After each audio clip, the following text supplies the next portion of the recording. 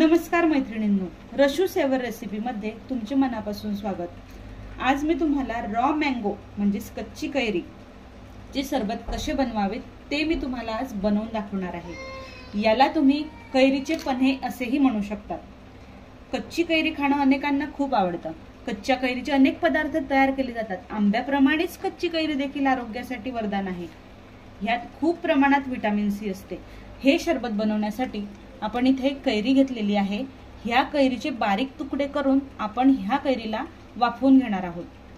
ह्या सरबतासाठी इथे मी थोडे पुदिन्याचे पानं घेतलेले आहेत। हे काळं मीठ आहे। यातून थोडी आपल्याला जिरा पावडर लागणार आहे आणि थोडा गूळ। मी इथे आता पातेलं घेतलेलं आहे, त्यात पाणी टाकणार आहे। त्यात आपण एक रिंग ठेवूया आणि कैरीचे मी तुकडे करून घेतलेले आहे। ह्या कैरीला आपल्याला 5 ते 10 मिनिटं वाफवायचे आहे। तुम्ही या कैरीचे सालही काढू शकतात, पण मी इथे साल काढलेले नाहीये। इथे आपण कैरी गॅसवर वाफवायला ठेवलेली आहे। जोपर्यंत कैरी वाफवली जात आहे तोपर्यंत आपण हा गूळ गरम पाण्यात भिजू घालूया।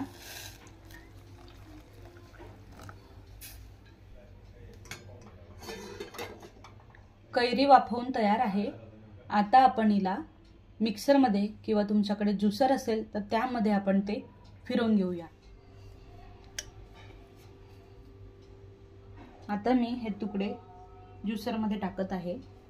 आता यात थोडं पुदिना, त्यानंतर थोडीशी जिरे पावडर, त्यानंतर थोडं काळं मीठ, थोडंसं आपण यात सुरुवातीला गुळाचे पाणी ऍड करूया।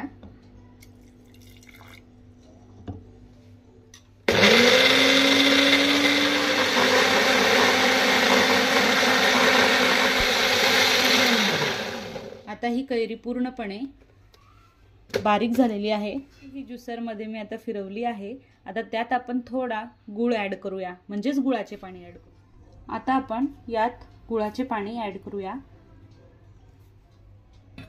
आता आपण हा ज्यूस एका भांड्यात काढणार आहे आणि याला 5 ते 7 मिनिट फक्त गॅसवर उकळून घेणार आहे। आपल्याला आता यात थोडे पाणी ऍड करायचे आहे आणि व्यवस्थितरित्या आहे।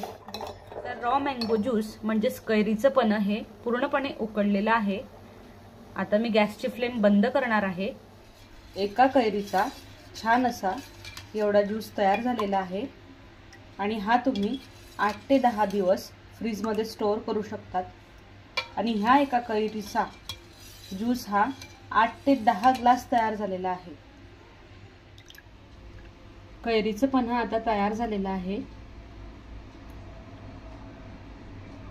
आता आपण यात पुदिना ऍड करूया।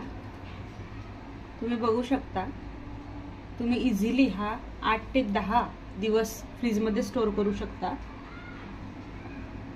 तुम्हाला जर माझी रेसिपी आवडली असेल तर प्लीज माझ्या चॅनलला लाईक, सबस्क्राईब आणि शेअर करा। Thank you for watching.